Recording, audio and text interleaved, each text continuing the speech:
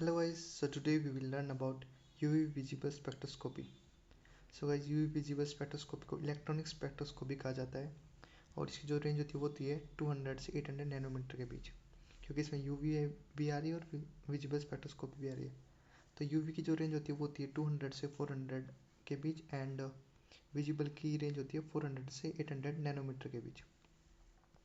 अगर बिलो 200 की बात करें तो बिलो 200 क्या हो जाता है, जो O2 मॉलिक्यूल है वो रेडिएशन एब्जॉर्ब कर लेते हैं। ठीक है, तो इसकी वजह से तो हमें जो हमारा कंपाउंड होगा उसमें O2 की पीक भी दिखाई देगी, तो इसलिए हमें पता नहीं लगेगा कौन सी O2 की पीक और कौन से हमारे कंपाउंड की पीक है। तो बिलो 200 हम इसलिए यूवी विजुअल स्पेक्ट्रोस्कोपी को देख नहीं सकते हैं।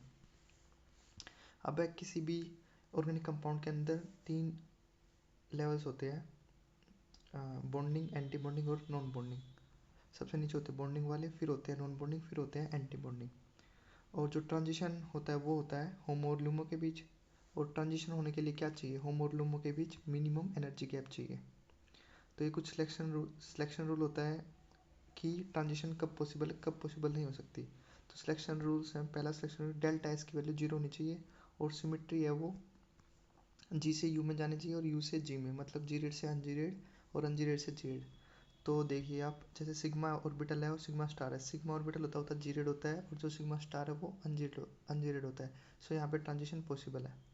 सिग्मा और पाई स्टार है, जो सिग्मा है वो जी रेड होता है और पाई स्टार वो भी जी रेड होता है, तो यहाँ पे ट्रांजिशन पॉसिबल नहीं है, तो यहाँ पे क्रॉस लगाया हुआ है। ऐसे ही हम देख सकते हैं सभी को। तो इनमें मेन पॉइंट वो हमें याद रखना है कि नॉन बॉन्डिंग से पाई स्टार और नॉन बॉन्डिंग से सिग्मा स्टार, ये होते हैं लो इंटेंसिटी वाले ट्रांजिशन लेवल्स, क्योंकि इनमें जो सिमेट्री है वो फॉरबिडन है। तो इस वजह से ये वाले लो इंटेंसिटी वाले ट्रांजिशन लेवल्स हैं। उसके बाद यहाँ पे देख सकते हैं जो एस ऑर्बिटल होता है वो जेड होता है, सेंटर ऑफ सिमेट्री प्रेजेंट होता है, इस वजह से इसको जी से डिनोट करते हैं जहाँ पे एस ऑर्बिटल होता है। पी ऑर्बिटल होता है उसमें सेंटर ऑफ सिमेट्री नहीं है, सेंटर ऑफ सिमेट्री, तो इसको यू से अनजीरेड से डिनोट करते हैं। डी ऑर्बिटल है उसमें सेंटर ऑफ सिमेट्री है तो जीरेड। ओके, अगर बॉन्डिंग ऑर्बिटल है, बॉन्डिंग ऑर्बिटल कौन से हैं, हाँ बॉन्डिंग ऑर्बिटल उनको जीरेड से डिनोट करते हैं क्योंकि सिमेट्रिकल है, और जो एंटी बॉन्डिंग है वो अनसिमेट्रिकल है तो अनजीरेड हो गए। उसके बाद सिग्मा को जीरेड बोलते हैं, ये तो हमें बता ही दिया है, और सिग्मा स्टार को अनजीरेड, पाई को अनजीरेड, पाई स्टार को जीरेड। अब एनर्जी गैप की बात करें तो एनर्जी गैप है वो सिग्मा से सिग्मा स्टार में सबसे ज़्यादा होता है, फिर नॉन बॉन्डिंग से सिग्मा स्टार में, फिर पाई से पाई स्टार में, और फिर नॉन बॉन्डिंग से पाई स्टार में। तो एनर्जी गैप के ऊपर सीधा क्वेश्चन आता है कि एनर्जी गैप के अकॉर्डिंग लगाइए ऑर्बिटल्स को। उसके बाद है हम जो यूवी स्पेक्ट्रोस्कोपी होती है उसमें हम ग्लास का यूज़ नहीं करते हैं। हमारा जो सैंपल लेने के लिए उस सैंपल हमारा है वो ग्लास में लेते हैं, क्योंकि जो ग्लास होता है वो itself absorbs UV, so we do not use glass in UV visible spectroscopy. Instead of that we use quartz. Nowadays we are using quartz to do UV visible spectroscopy. Now the question is, we get broad band in UV spectroscopy. क्यों होता है, क्योंकि UV की जो energy वो सबसे ज़्यादा होती है। अब देखो, अब सबसे इसमें UV के बाद इंफ्रारेड है, फिर माइक्रोवेव है, फिर क्या होता है रोटेशनल आर होते हैं रोटेशनल वाले, रोटेशनल एनर्जी। तो देखो इसमें क्या होता है, यूवी की एनर्जी सबसे ज़्यादा है, तो यूवी से पहले क्या हो गया, रोटेशन भी हो गया और वाइब्रेशन भी हो गया, इस वजह से जो सिग्नल आ रहा है वो ब्रॉड आ रहा है। वेरेज अगर हम बात करें रोटेशनल की, रोटेशनल की एनर्जी सबसे कम है, रोटेशनल की एनर्जी सबसे कम है, तो इसका मतलब है कि रोटेशन में है ना हम शार्प पिक्स मिलेंगी, क्योंकि इसमें केवल रोटेशनल लेवल्स में ट्रांजिशन हो रहा है। वेरेज जो वाइब्रेशन है उसमें रोटेशन में भी ट्रांजिशन हो रहा है, तो इस वजह से वाइब्रेशन और इलेक्ट्रॉनिक जो ट्रांजिशन, जो यूवी वाले ट्रांजिशन है उनमें हमें ब्रॉड बैंड मिलता है। यहाँ पे लिखा भी हुआ है, so if an electronic transition occurs vibration और रोटेशन ऑल्सो ओकर्स, वाइब्रेशन और रोटेशन दोनों होंगे अगर इलेक्ट्रॉनिक ट्रांजिशन होगा तो, जिसकी वजह से हमें ब्रॉड बैंड मिलता है। Whereas in microwave spectroscopy only rotational transition occurs, so we get sharp peaks, whereas in IR both vibration and rotation occur. IR की बात करें तो IR के अंदर बोथ वाइब्रेशन और रोटेशन दोनों होते हैं, तो जिसकी वजह से क्या होता है, हमें इसमें ब्रॉड सिग्नल मिलता है IR के अंदर भी। ओके, तो अगर बात करें हम इसका ग्राफ बोर्ड आता है वैसे, तो वो ग्राफ होता है ए एब्जॉर्बेंस के बीच में और लेमडा वेवलेंथ के बीच में। या हम इसकी जगह पे लोग एब्जॉर्बेंस लेते हैं, एब्जॉर्बिटी कोफिशिएंट, लोगों को एब्जॉर्बिटी कोफिशिएंट लेते हैं और या मोलर एक्सचेंज कोफिशिएंट लेते हैं या वेवलेंथ के बीच में ग्राफ लेते हैं। अगर जितनी ज़्यादा इंटेंसिटी होगी उतनी ज़्यादा ही मोलर एब्जॉर्बिटी कोफिशिएंट की वैल्यू होगी। तो ये डायरेक्टली प्रोपोर्शनल होता है इंटेंसिटी के। हमें पता है absorbance is equal to log I naught by I is equal to epsilon naught C L. Epsilon naught C L उसको बोलते हैं मोलर एक्सटेंट कोफिशिएंट या मोलर एब्जॉर्बिटी। पाई और पाई स्टार है, सिग्मा और सिग्मा स्टार है, क्या होता है इनकी हाई वैल्यू होती है मोलर एब्जॉर्बिटी की, इस वजह से जो इनकी इंटेंसिटी वो हाई होती है। ठीक है, वेरस जो एन से पाई स्टार एन से सिग्मा स्टार है ये फोरबिडन होते हैं, फोरबिडन है तो इनकी इंटेंसिटी क्या होती है, लेस होती है। सो जो अपना मोलर एब्जॉर्बिटी या मोलर एक्सटेंट कोफिशिएंट है वो किस पे डिपेंड करता है, वेवलेंथ के ऊपर डिपेंड करता है। और जो लैम्डा मैक्स होता है वो डिपेंड्स करता है किसके ऊपर, सोलवेंट के ऊपर। ठीक है, ओके। अच्छा, हमें पता है कि एनर्जी होती है वो वेवलेंथ के इन्वर्सली प्रोपोर्शन होती है। ओके, उसके बाद ये बोल रहा अगर हम क्या होता है, अगर हम यहाँ पे इलेक्ट्रोनेगेटिव एलिमेंट लेते हैं तो एनर्जी गैप के ऊपर क्या फ़र्क पड़ता है। अब देखो, अगर सी एल और आई की बात करें, हमने यहाँ पे C S three C L ले रखा है और सी एस थ्री आई ले रखा है।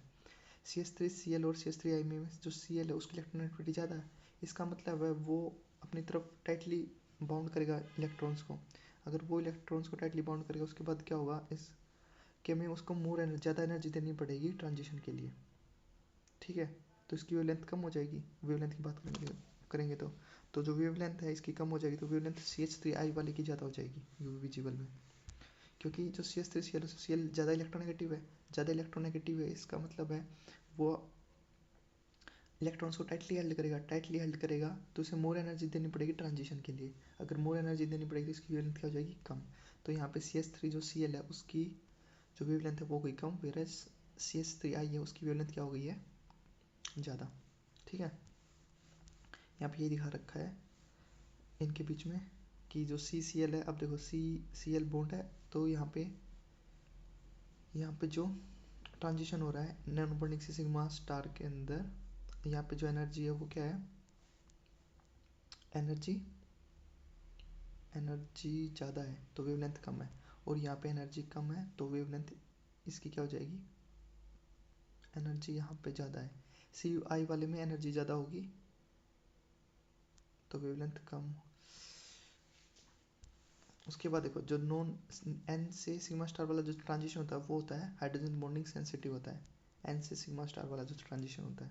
ठीक है, इसको याद रख लेना, हाइड्रोजन बॉन्डिंग सेंसिटिव होता है एन से सिग्मा स्टार। यहाँ पे हाइड्रोजन बॉन्डिंग तरह रखी है C S three O H के अंदर और एन से सिग्मा स्टार। ठीक है, और जो इसमें लैम्डा की वैल्यू आती है वो एल्कोहल्स के लिए 175 से 200 नैनोमीटर के अंदर आती है यूवी विजिबल में, 175 टू 200 नैनोमीटर फॉर एल्कोहल्स के लिए।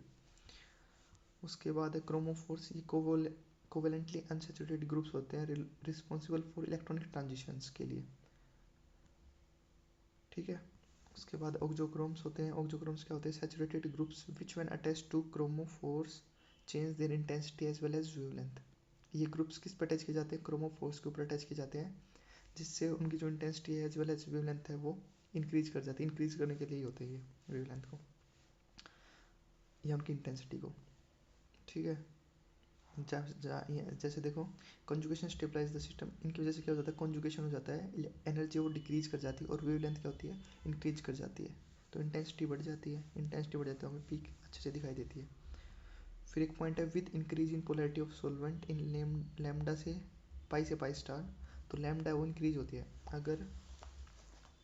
अगर हम पोलैरिटी इंक्रीज कर देते हैं सोलवेंट की पाई से पाई स्टार के बीच में तो जो लैम्डा की वैल्यू है वो इंक्रीज हो जाती है। ठीक है, क्योंकि जो डेल्टा ई है वो डिक्रीज हो जाता है, डेल्टा ई डिक्रीज कर हो जाएगा तो लैम्डा की वैल्यू इंक्रीज हो जाएगी, किसमें, पोलैरिटी को हमने अगर इंक्रीज कर दिया तो। ठीक है, उसके बाद देखो अगर जब लैम्डा इंक्रीज होती है उसको बोलते हैं बैथोक्रोमिक शिफ्ट, अगर लैम्डा डिक्रीज होती है तो उसको बोलते हैं हिप्सोक्रोमिक शिफ्ट, और अगर इंटेंसिटी इंक्रीज करती है उसको बोलते हैं हाइपरक्रोमिक शिफ्ट, और अगर इंटेंसिटी डिक्रीज करती है तो उसको बोलते हैं हाइपोक्रोमिक शिफ्ट। तो गाइस ये नोट्स आप रिवाइज कर लेना। ठीक है, इनमें कंसेप्ट नहीं थे इन नोट्स में, इनमें केवल ये है कि जिसने कंसेप्ट पढ़ रखे हैं उसका एक बार रिवीजन हो जाएगा यूवी विजुअल स्पेक्ट्रोस्कोपी का। So thank you guys, have a nice day.